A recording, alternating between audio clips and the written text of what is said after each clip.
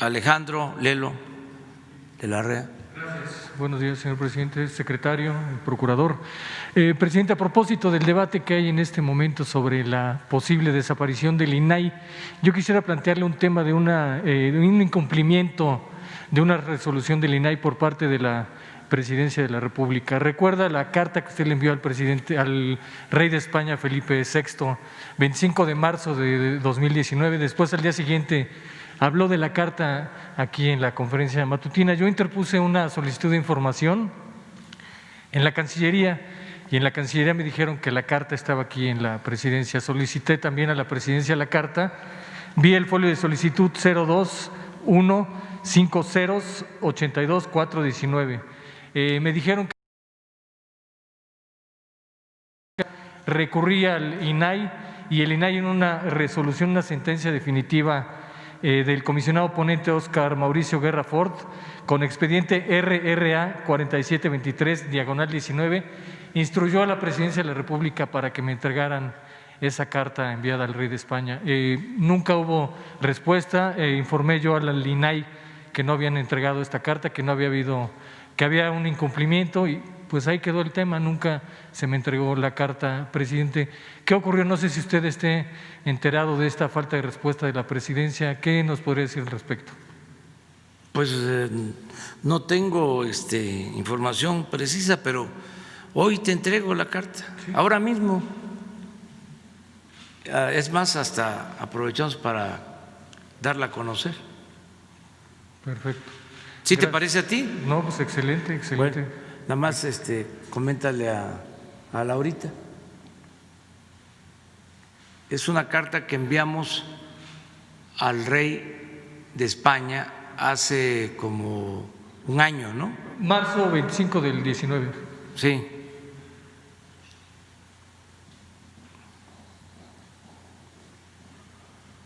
Si quieren la leemos. Sí, muchas gracias. Para abrir la semana. Además, es 2021. Esperamos un momento, ¿no? Que nos las envíen y se le entrega formalmente. Esto, si tenemos comunicación permanente, si se garantiza el derecho a la información, pues se resuelve y no hace falta. Aprovecho para decirlo, el que exista todo un aparato que cuesta tanto, 1,000 millones de pesos, cuesta mantener al Instituto de la Transparencia. Si nosotros actuamos con rectitud y cumplimos con nuestra responsabilidad, pues tenemos que respetar y hacer respetar las leyes. Y la transparencia es una regla de oro de la democracia. Entonces, ¿para qué tener un aparato administrativo costoso si el gobierno está obligado a informar y a transparentar todo lo que hace? Además, es un gobierno del pueblo, para el pueblo, con el pueblo. No tenemos nada que esconder. Ya no es el tiempo de los gobiernos corruptos que dominaron durante todo el periodo neoliberal y que tenían que andar escondiendo la información, reservándola, aprovechando a este organismo para que declarara que era confidencial la información. Entonces, es importante que se conozca cuál es el propósito de la reforma administrativa. Es que todos estos organismos que fueron creando para la simulación, que cuestan mucho, que se mantienen con el presupuesto público, que es dinero del pueblo, pues no son imprescindibles, porque ya existe el gobierno, existe el poder ejecutivo, el poder legislativo, el poder judicial. ¿Por qué crearon todos estos organismos alternativos? Porque esto surgió básicamente durante el periodo neoliberal, pues para tener un gobierno afín, y con estos organismos operar mejor en el proceso de desincorporación de las empresas públicas, es decir, poder llevar a cabo con más rapidez la privatización de las empresas públicas y aparentar que había transparencia, que había honestidad, en el periodo de más saqueo que ha habido en la historia de México. Crearon todos esos organismos. Entonces, ya son otros tiempos, tenemos que ajustar la administración pública a la nueva realidad. ¿Y por qué duplicidades? ¿Por qué tener la Secretaría de la Función Pública, la Fiscalía Anticorrupción, que es autónoma, la Auditoría de la Federación y aparte este Instituto de la Transparencia? ¿Qué no puede un solo organismo hacerse cargo de atender las demandas de los ciudadanos para que se entregue información rápida, expedita, sin ninguna limitación? ¿Qué no lo puede hacer la función pública? ¿Para qué el aparato? Y así como eso, pues hay infinidad de organismos. ¿Y qué significa? Bueno, todos estos organismos consumen miles de millones de pesos que podrían ser destinados a la educación, a la salud, al bienestar del pueblo. Todo esto se tiene que debatir, por eso lo puse en la mesa, para que todos reflexionemos sobre este asunto. Es como lo de los fideicomisos. No querían, pues ¿cómo? Si no había ninguna vigilancia y se servían con la cuchara grande. Toda la inversión supuestamente para investigación científica, innovación tecnológica, el 80% de la inversión en los gobiernos pasados se destinaba a la construcción de edificios, a hacer elefantes blancos, que ahí están abandonados, porque ahí estaba el negocio. Ahí estaba la corrupción, en la construcción de los edificios. Pero no solo eso, había un grupo selecto de supuestamente investigadores que tenían garantizado o tenían el privilegio de ir al extranjero, rentar campos de golf. Ya vamos aquí a informar sobre todo esto. Entonces ahora, pues vamos, ya se avanzó con lo de los fideicomisos, con los fondos a los investigadores, a los deportistas, a los artistas. Les sigue llegando su apoyo. A nadie se les dejó sin sus apoyos. Solo se eliminó todo el aparato burocrático, oneroso, y cada secretaría se hace cargo de apoyar a los deportistas, a los artistas, a los investigadores, a los científicos. Y es lo que queremos hacer en el caso de estos organismos reguladores. Es todo, revisarlos. Se crearon todos estos organismos en otra circunstancia, cuando el gobierno estaba organizado, pues orientado a servir de instrumento, de facilitador del saqueo de los bienes del pueblo y de la nación. El gobierno era un comité al servicio de una minoría rapaz.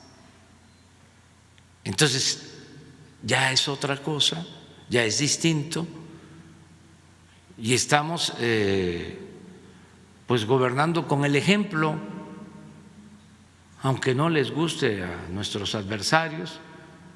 Voy a repetir, aunque parezca disco rayado.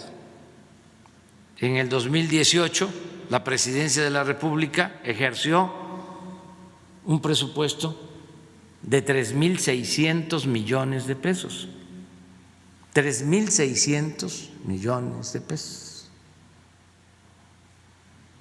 Y el año pasado se ejercieron 540 millones de pesos. Más de 3.000 millones de pesos de ahorro. Y así en todo el gobierno, porque no puede haber gobierno rico con pueblo pobre, es inmoral. Ahora, con la pandemia que ha causado tanto daño y dolor, algunos adversarios, los que apoyaban al régimen corrupto, tanto en los medios de comunicación como en el mundo de la academia y de la intelectualidad, hablan de que se cancele el aeropuerto, que se cancele la refinería, que se cancele el Tren Maya. Eso ya lo padecí cuando fui jefe de gobierno y me tocó iniciar lo de los segundos pisos. No querían que se hicieran. Son tan hipócritas de que después hasta nos copiaron. Nada más que nosotros hicimos los segundos pisos sin cobrar y ellos ya establecieron el sistema de cobro en los segundos pisos. Pero eran opositores a esta obra. Yo lo único que les diría es que ¿por qué no pidieron en su momento que se cancelara la construcción del aeropuerto en el lago de Texcoco, que era una obra faraónica, donde el único propósito era robar, saquear? Cuando en Reforma, en el Universal, en estos medios, programas de radio, conductores, de televisión, hicieron un cuestionamiento sobre la incongruencia, lo absurdo de hacer un aeropuerto en un lago? Y para hacer ese aeropuerto tener que cerrar dos, un aeropuerto que iba a costar, si se continuaba, 300.000 millones de pesos. Eso sí nos iba bien. Íbamos a pasar todo el sexenio construyendo el aeropuerto porque estaba pensado inaugurarse hasta el 2025 y para entonces se tenía que cerrar el actual aeropuerto y el aeropuerto de Santa Lucía. Bueno, pues ya se resolvió, ya sin cerrar el aeropuerto actual, se está trabajando en el aeropuerto Felipe Ángeles en Santa Lucía, aeropuerto moderno, con una pequeña diferencia, entre otras, además de que se está haciendo en terreno firme, no en un lago. Además de eso, una pequeña diferencia. En vez de 300,000 millones, va a costar 75,000 millones de pesos. Nos vamos a ahorrar 225,000 millones de pesos. ¿Qué era lo otro? Pues un atraco, un robo. ¿Y dónde estaban los medios? ¿Dónde estaban los intelectuales orgánicos? ¿Cuándo cuestionaron? Nunca. Entonces, es importante que se sepa que nosotros llegamos aquí para transformar. Y por eso, aunque no les guste, vamos a seguir revisando todo el cochinero que dejaron. Vamos a seguir hablando de eso. Un día quiero, así como vamos a informar sobre los fideicomisos, un día quiero mostrarles, en esta misma semana, me comprometo, los contratos sobre los reclusorios, porque privatizaron los reclusorios. Eso la mayoría de la gente no lo sabe. Y vamos a dar a conocer esos contratos, de cuánto nos cuesta al pueblo mantener a un recluso en esos reclusorios privatizados, que de acuerdo a los contratos ni siquiera son del gobierno. Se tiene que estar pagando año con año. El año pasado alrededor de 15,000 millones de pesos de renta, de 8 o 10 reclusorios para 10,000 reclusos. Entonces vamos a hacer las cuentas aquí para que vean cómo eran las tranzas. Y eso es lo que quieren nuestros adversarios, que se mantengan. Y de eso es de lo que no hablaba la prensa, los medios de información, los articulistas, los de nexos, los de letras libres, con honrosas excepciones, ¿no? Porque siempre afortunadamente hay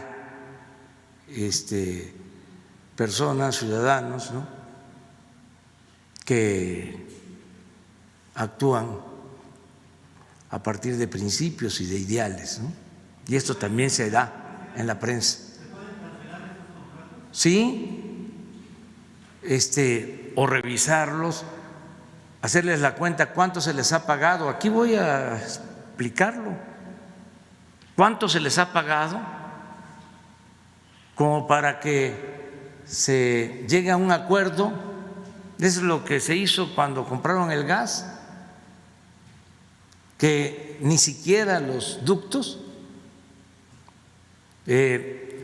al final van a quedar en el gobierno, no van a ser propiedad del gobierno, sino de las empresas. Tenían tomado, secuestrado al gobierno. Era un saqueo como nunca en la historia, ni siquiera en la época colonial, en los 3 siglos de dominación colonial, saquearon tanto a México como en el periodo neoliberal. En estos 36, 38 años, casi 4 décadas. Entonces, eso es lo que ya no podemos seguir manteniendo. Entonces, es una revisión, no se va a despedir a ningún trabajador, no lo hemos hecho, no deben de tener nada que temer los trabajadores, es nada más poner orden, eficientar. Esto lo hacemos en la familia. ¿Quiénes son las mejores administradoras, administradores? Los padres, las madres de familia. ¿Cómo le hacen para administrar el presupuesto familiar? ¿Cómo lo estiran y alcanza para la alimentación y para la ropa y los zapatos de los niños y para el transporte y para todo? Bien administrado. Las empresas, ¿qué no cuidan su administración? ¿Y por qué el gobierno no la va a cuidar? Está más obligado, estamos más obligados, que nosotros nos dan la confianza los ciudadanos, pero no les importaba el que se cuidara el presupuesto, el que se cuidara la hacienda pública. Al cabo que no es tuyo, ¿para qué lo cuidas? Aprovecha, búscate una palanca, cuélate, consíguete una recomendación.